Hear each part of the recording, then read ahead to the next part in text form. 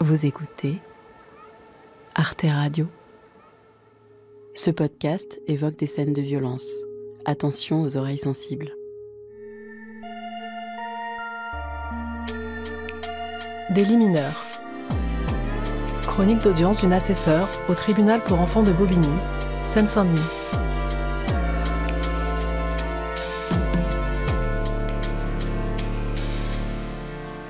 Assesseur, ça veut dire qu'en plus de mon travail de prof de fac, je siège une fois par mois comme juge bénévole au tribunal pour enfants de Bobigny.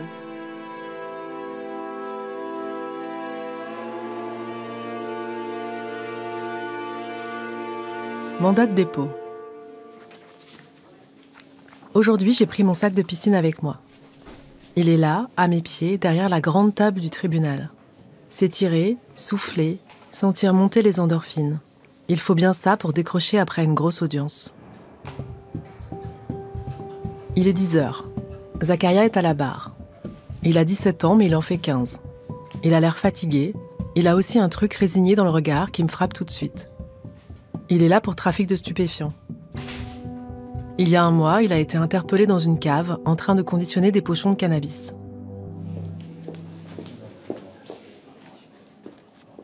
Une avocate débarque tout essoufflée dans la salle d'audience. Elle explique la situation. L'avocate de Zacharia est malade ce matin. Elle a accepté de la remplacer au pied levé juste pour demander le renvoi de l'affaire. Elle ne peut pas rester, elle doit filer en comparution immédiate. L'avocate donne rapidement 2 arguments en faveur du renvoi. Elle dit que Zacharia doit être défendu par son avocate habituelle, qui le connaît bien. Elle dit aussi qu'il doit être jugé par sa juge, et là, c'est pas le cas. La juge confirme. Zacharia n'est pas son jeune. Elle a récupéré ce dossier en urgence pour dépanner une collègue dont le planning est saturé. L'avocate est pressée, mais pas la juge. Elle donne la parole à l'éducatrice. L'avocate s'assoit, l'air dépitée.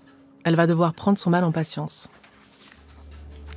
L'éducatrice raconte les difficultés scolaires précoces de Zacharia, son décrochage du lycée pro, son implication dans le trafic de drogue du quartier. Avertissements judiciaires, mesures éducatives, travail d'intérêt général, placement en foyer, rien n'a marché jusqu'ici. Zacharia fait des fugues et revient toujours sur son point de deal.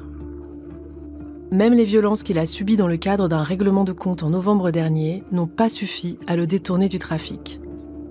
Pourtant, il est resté 3 jours dans le coma. L'éducatrice tient à dire que les parents de Zacharia, qui ne sont pas là aujourd'hui, ont tout fait pour aider leur fils. Ils ont investi le travail éducatif, ils ont parlé aux dealers, ils ont payé les dettes de Zacharia, ils ont même déménagé dans le 77, à l'autre bout de la région parisienne. Mais rien à faire. Zacharia revient toujours à Saint-Ouen, dans le 93. Son quartier l'attire comme un aimant. Ses copains, c'est plus important que tout. Il y a un mois, après l'interpellation dans la cave, la juge habituelle de Zacharia a décidé de le placer en détention, en attendant l'audience d'aujourd'hui.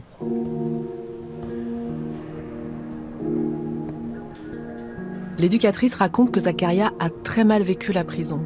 Au bout de 5 jours, il a écrit une lettre à la juge pour demander sa libération. Il a promis de se tenir à carreau. Sa juge a accepté de lui donner une dernière chance. Après 10 jours de prison seulement, Zacharia a été libéré sous contrôle judiciaire, avec obligation d'habiter chez ses parents, interdiction d'aller dans le 93 et obligation de se former et de soigner son addiction au cannabis. La juge demande à l'éducatrice si Zacharia respecte ses obligations. L'éducatrice regarde Zacharia d'un air désolé et elle répond que non. Il a passé seulement 2 nuits chez ses parents et il est reparti. L'éducatrice pense qu'il est retourné à Saint-Ouen.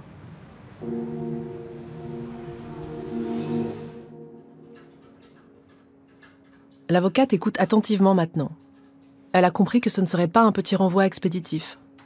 On va devoir décider du sort de Zacharia. Maintien en liberté ou retour à la case prison.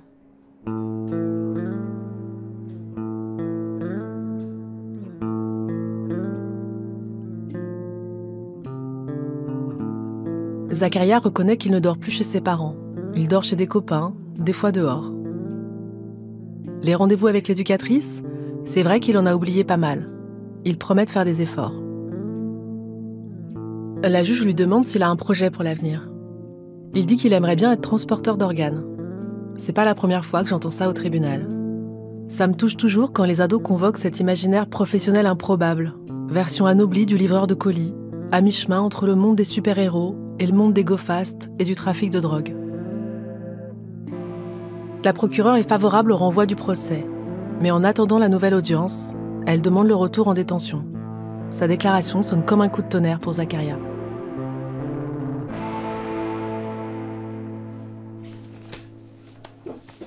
La procureure dit qu'il faut empêcher la récidive, que c'est aussi une question de cohérence et de crédibilité de la justice, parce que Zacharia n'a respecté aucune de ses obligations.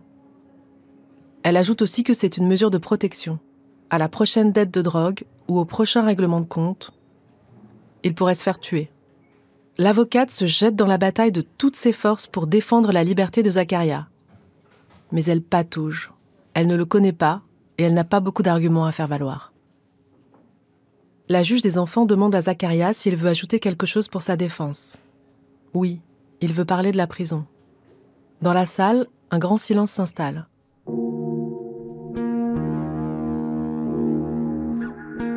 Zacharia dit que la prison, c'est vraiment trop dur. Que les 10 jours qu'il a passés là-bas, ça a été le pire cauchemar de sa vie. Il a vu des trucs qu'il n'aurait jamais dû voir. Il a compris pourquoi les grands du quartier ne sont plus les mêmes quand ils reviennent. La prison, ça rend fou. Il n'a rien à faire là-bas. En même temps que Zacharia parle, de grosses larmes coulent sur ses joues. La juge suspend l'audience. On va délibérer. Bon, pas de difficulté pour renvoyer l'affaire. On est toutes d'accord là-dessus. Maintenant, il faut qu'on décide du sort de Zacharia en attendant la prochaine audience. Très vite, on se dit qu'on ne peut pas le laisser dehors. D'une certaine manière, on est tenu par le contrat qu'il a passé avec l'autre juge. Et puis ce serait comme une sorte d'abandon. La procureure a raison. Ce sera donc le retour en prison, en attendant le nouveau procès dans 1 mois. La juge essaye de nous rassurer, moi et l'autre assesseur. Même si Zacharia est condamné à de la prison ferme dans cette affaire, ce qui n'est pas sûr du tout, ce sera toujours possible d'aménager sa peine, soit en le plaçant dans un centre fermé, soit avec un bracelet électronique. Il ne restera pas longtemps en prison. Il y a encore des choses à tenter avec lui. La juge dit qu'il faut préparer le mandat de dépôt à la barre. À ce moment-là, je réalise que Zacharia va être arrêté tout de suite, là, sous nos yeux. Je me sens mal. La juge est nerveuse aussi. Elle appelle la greffière et elle lui annonce notre décision. C'est son premier mandat de dépôt. Elle repart au pas de course. Au bout d'un moment, la greffière revient. Elle dit qu'on peut y aller, que tout est prêt. On sonne pour annoncer la reprise de l'audience et faire revenir tout le monde dans la salle. On retourne s'asseoir à nos places. Au fond de la salle, je vois des policiers cachés derrière les portes.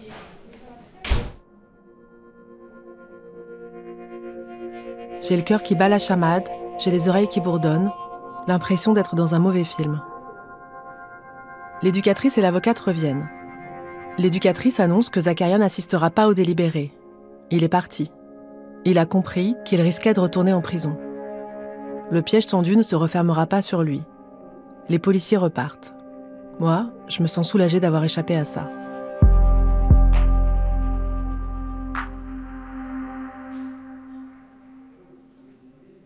Comme Zacharia est absent, le mandat de dépôt devient un mandat d'arrêt.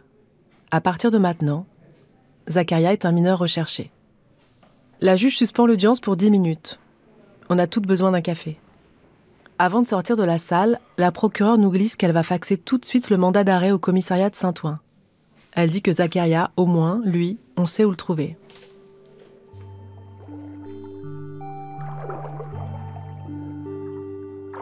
Cette fin d'après-midi-là, je suis contente de pouvoir faire mes longueurs à la piscine. De pouvoir déposer dans l'eau les mots de Zacharia, la peur dans son regard, ma peur à moi. Le regret aussi de ne pas lui avoir demandé ce qu'il avait vu exactement en prison.